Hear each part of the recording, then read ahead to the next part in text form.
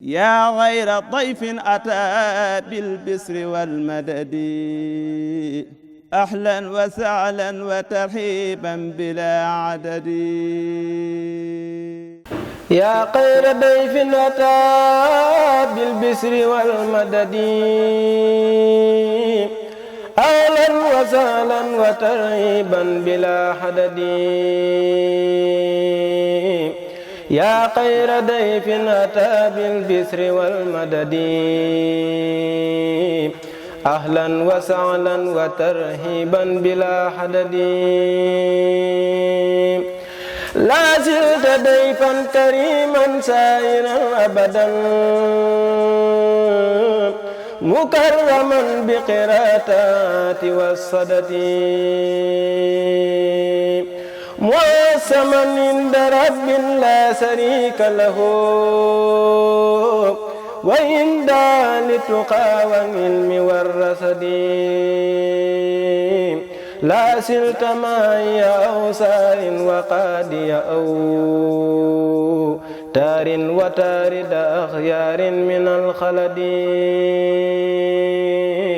wa saafidan kulla saytaanin bimaa ma'ahu wa muthifan li sawil ihsaani bissafadi. wa mushiban kulla ahsaanin nadiiqu bihaa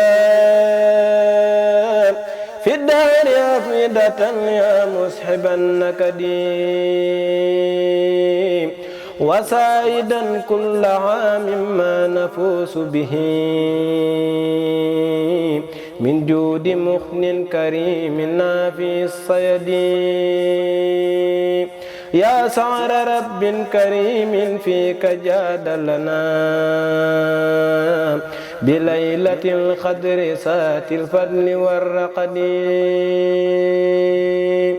inni uhibbuka hubba saati saata labin min maliki fiika isaadan bila awadi. saata ubatin fiika aidan maadiyan abadan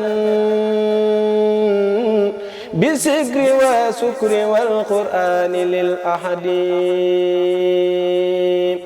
ilayka tubtu fi saxbaana an rajabin mujaddidan fiika fashad li bitarkidadi. lis'ad bi asil kitaaballahi fiika huna ila irti'aaliya yawma sabti wal ahadi. was'ad bi hubbika hubba saati ya amali wa kun habibiya yawmal hawli wal kamadi. inni uhibbuka ya sahra siyaami bilaa xisin fa ahlan wa tarhiban bilaa hadadi.